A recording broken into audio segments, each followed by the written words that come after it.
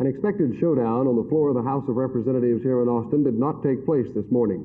Representative Curtis Graves of Houston talked to members around the House floor trying to drum up support for his resolution, which would call for House Speaker Gus Mutcher, Appropriations Committee Chairman W.S. Heatley, and House Administration Committee Chairman Tommy Shannon of Fort Worth to step down pending the outcome of a Securities and Exchange Commission investigation. After talking with numerous House members, then with a brief conference with the Speaker at the podium, Representative Graves called a news conference here in an anteroom. The groundswell has been literally more than I expected. I did not think that this many people around the state would be so concerned about this resolution. But I feel that it's a steamroller effect, and it's really just starting.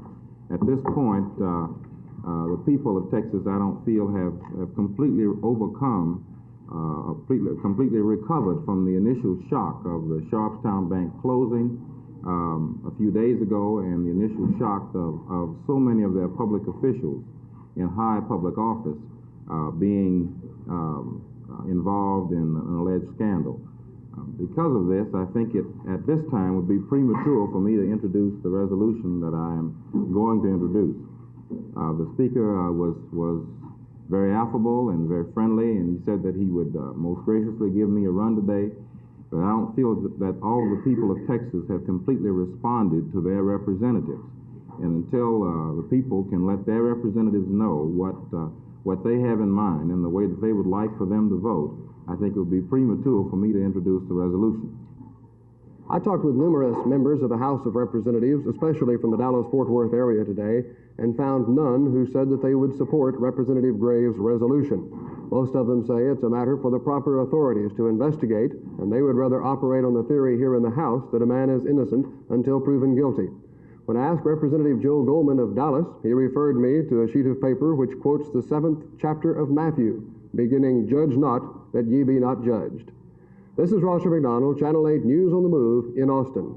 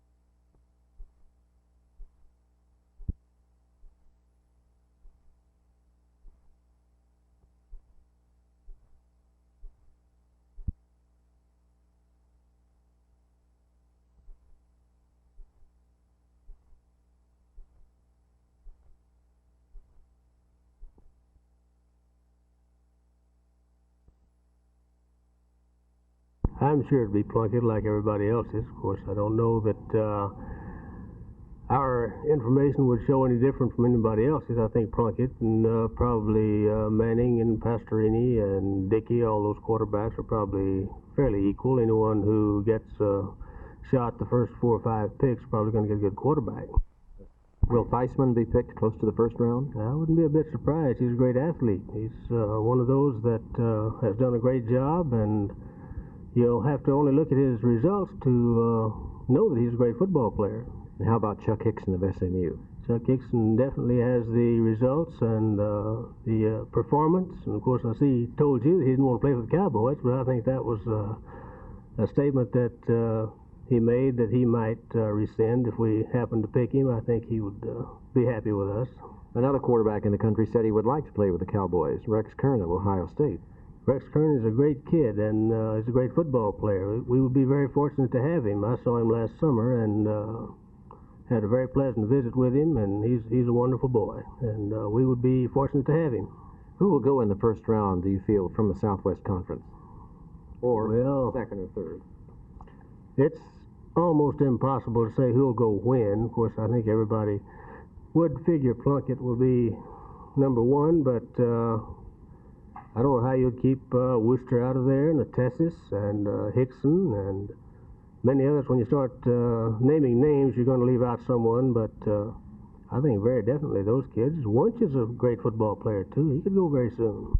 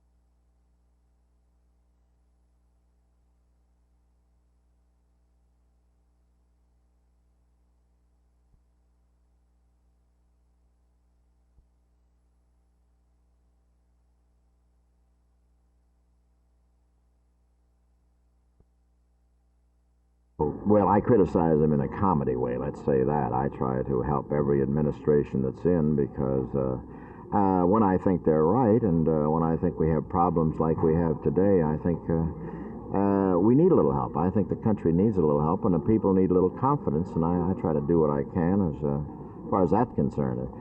You see Vietnam objectively.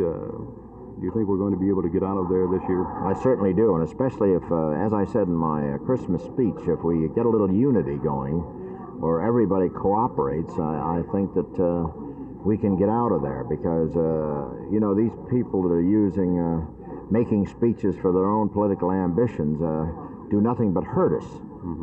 What's the hope recipe for unity? Well, I just think that it's a matter of conscience. If they could only seek down and work on their conscience for a while and think about it, because I talk to an awful lot of politicians on both sides, you know, and they all have a conscience, except that they're thinking of their party, and sometimes they forget the country, and sometimes they forget those kids laying in hospitals that are dying.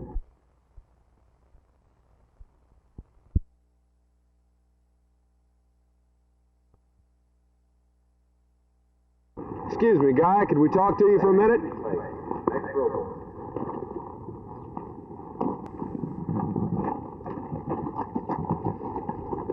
Guy, what is this new movie you're working on?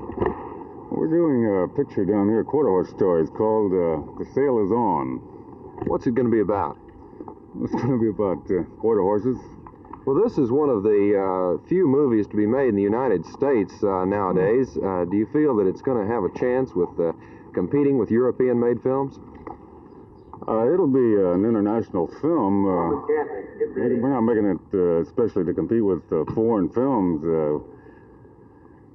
We're making it because we feel the time is correct to have a film that the whole family can see at the present time, a film that's entertaining, a film full of action with horses, good quarter horses, and we'll depict all the different events that the quarter horse has been trained for, like cutting, roping, bulldogging, reining, racing, and it's just going to be a beautiful film, outdoor type film.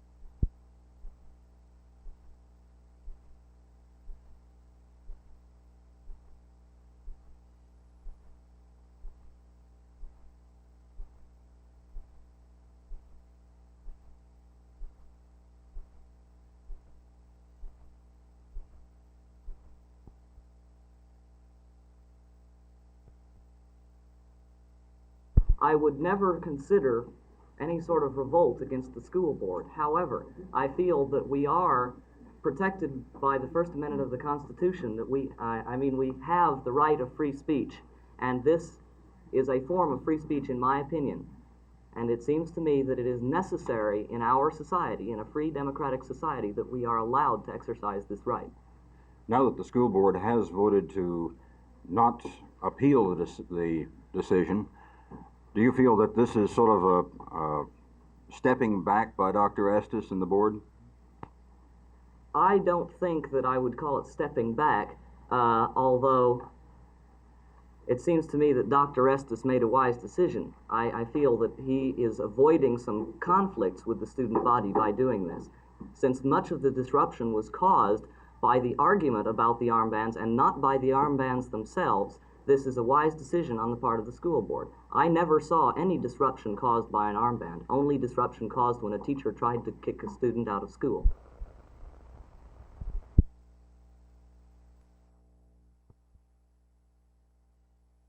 It would be safer because there is an alarm in each apartment, an alarm on the outside of the complex that goes off with fire or smoke, either one. You know the council pretty well by now. Do you think they will go along with this proposition? I think they'll go along with one of them. Mr. McDonald stated last Monday that the appeals board wanted us to come back before them and to try to work out an alternative. An alternative wasn't mentioned down there yesterday.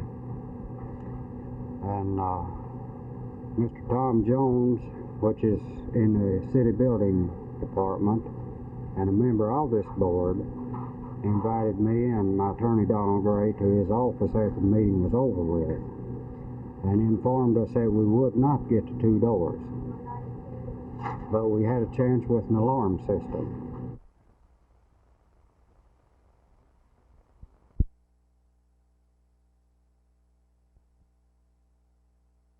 The value is in the understanding of the instrument and also the use of the instrument by the teacher after she has received results from the children.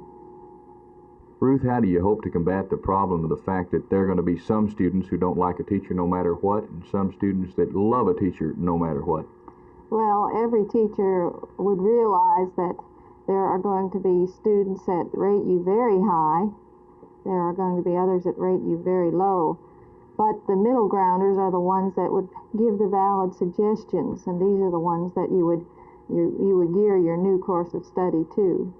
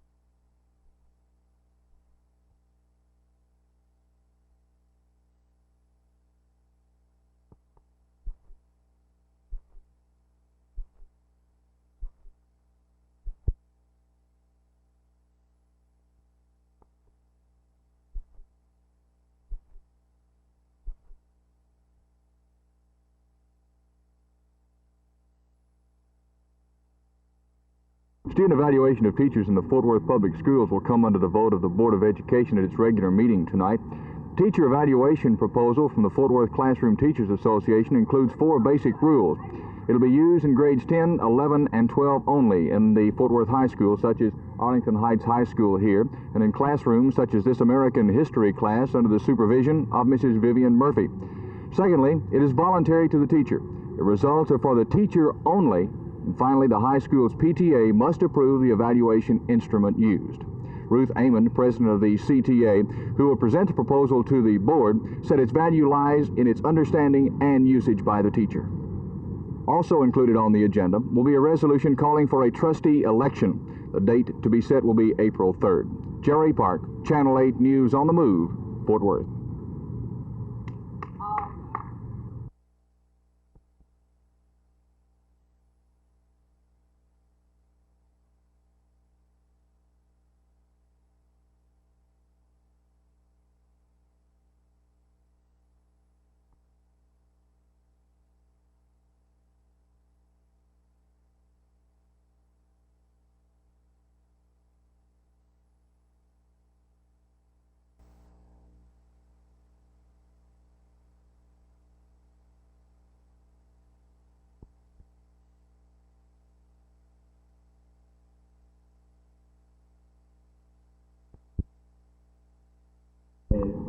suficientes copias para pasarles.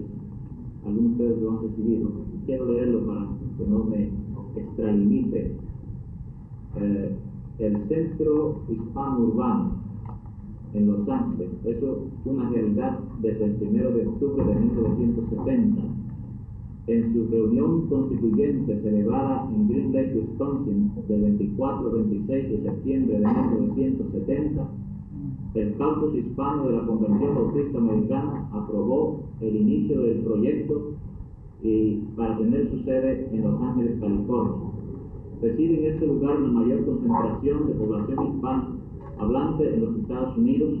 Para ser exactos, había 1,5 millones de personas con apellidos hispanos en 1960.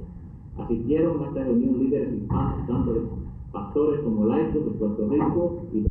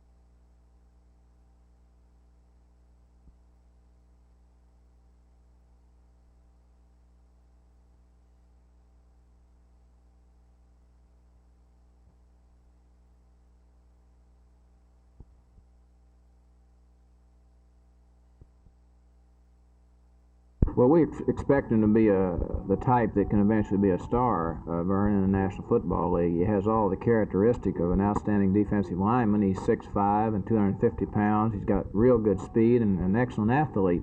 With these qualities to start with, then you expect great things. I would expect that you once again went for the athlete instead of drafting by position. Yes, we did. We always, of course, as you know, pick the best athletes available, and we feel there was no doubt about Smith's athletic ability. He has this type of ability, and we are hoping that he will follow the pattern of Dwayne Thomas and Calvin Hill. You know, I look back over the past 2 years, and you, of course, have a list of players in numerical order of how you grade them, and Dwayne Thomas and Calvin Hill were both in the top 10. Is Smith in that category, despite the fact you picked him 24th? 25th, yes, actually, Smith was in our top 10 again this year, and for this reason, of course, we're encouraged.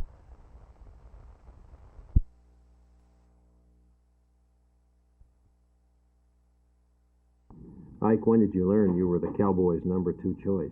Well, I was sitting in the lobby waiting for the draft, the number, so I didn't really know what round I was going in until Coach came and notified me, and I was really happy. I wanted to just holler out.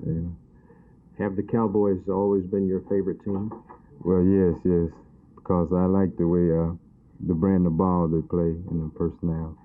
Do you feel with their 8 good defensive backs that they have now, you'll be able to make the club next year as a defensive back? Well, I think I will because I have confidence in myself. Therefore, I think I can make the team. What's your height, your weight, and your time in the dash? Well, my height is 6'2.5". My weight is 195, and I've ran 4.5 in the 40-yard dash.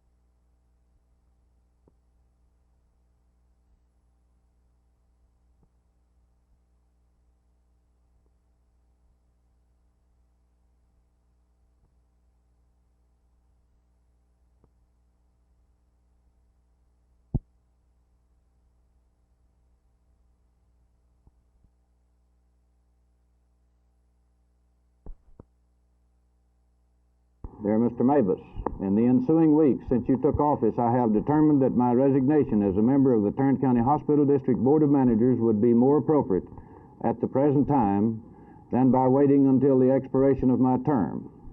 Although I had earlier agreed to serve out this term, it would now appear that the interest of the hospital district could best be served if your new appointee could be installed and have the opportunity to help in the development of the forthcoming proposals for the renovation and construction of the facilities at John Peter Smith Hospital location.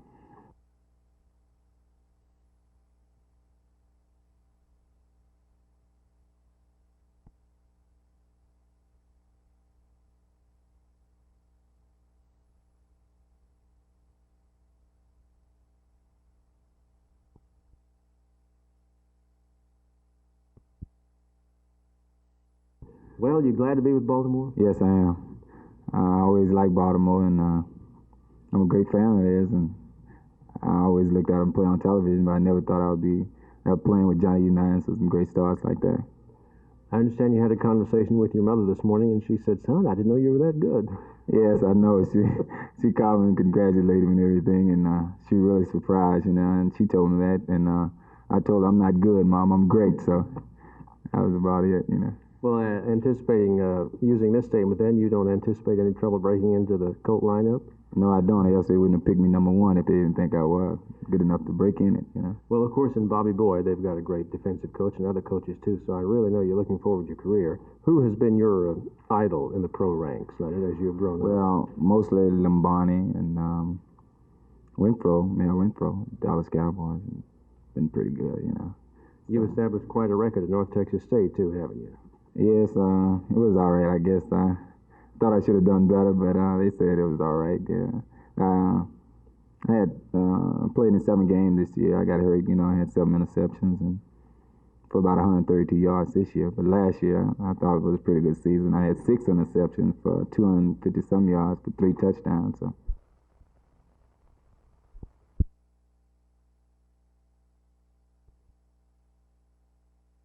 Yes, sir, I guess it must have been, I'm 69 years old, and it must have been 61 years ago that I saw this great show, this great catch rope show they used to call. They call them rodeos down here, and when I went to California, I got confused. They call them rodeo.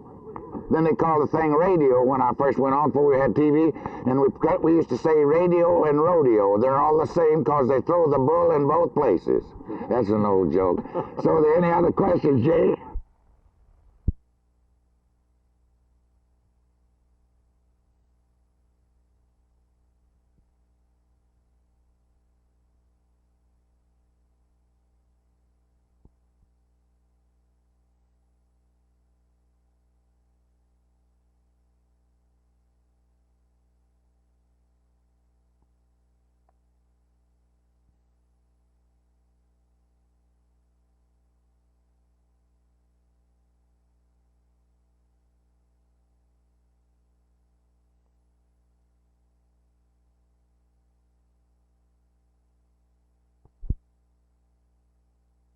The questions in the minds of Texans is, did the governor and certain members of the legislature sell their vote for personal profit?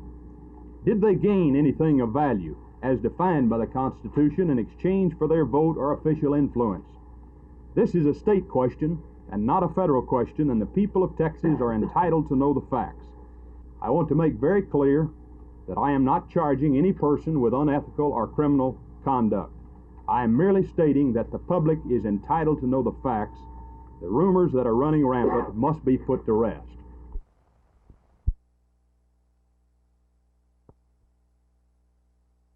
The board motion that was approved yesterday is still insistent on maintaining strict discipline in our schools and in no way limits our ability to do just that.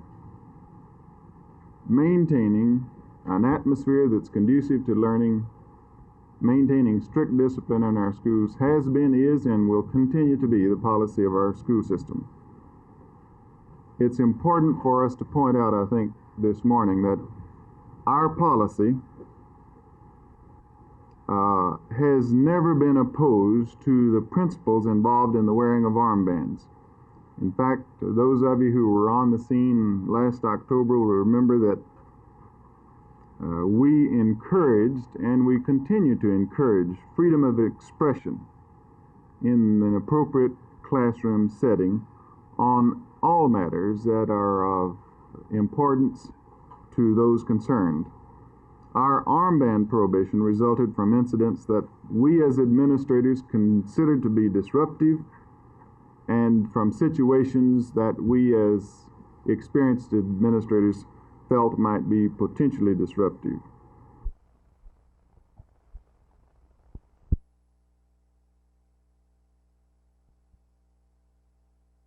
Well, I think first of all I would say that those kinds of considerations, in our view, are local concerns that the local board and the local administration would have to be the principal decision maker upon. We have tried to increase awareness of some of the needs of students. We've tried to do some work toward development of long-range goals for elementary and secondary education in Texas.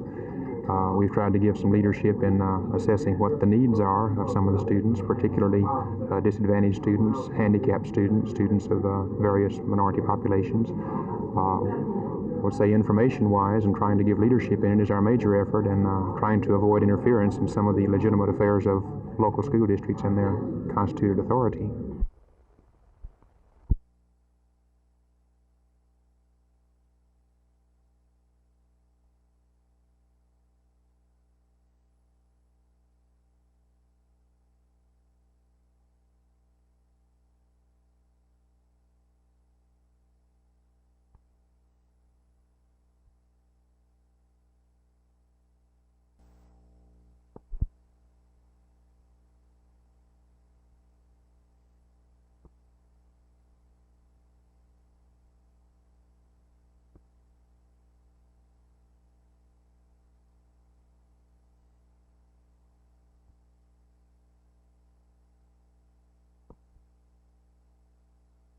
Mr. Crouch mentioned that if there was a law violation, that it should be prosecuted. I would certainly agree that any violations of the law ought to be prosecuted. I did note, however, that Mr. Crouch pointed out very clearly that he was not accusing anybody of violation of the law and thought that it should not be a partisan matter, and I agree with him on the latter, that it shouldn't be a partisan matter. Certainly we had human beings involved who are not infallible and who sometimes make some mistakes. I think clearly here they were mistakes of judgment. But shouldn't men in these positions be virtually infallible?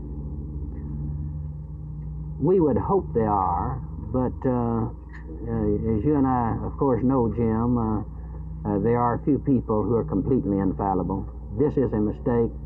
The thing that we need to do now is to get about our business of setting the mistake straight.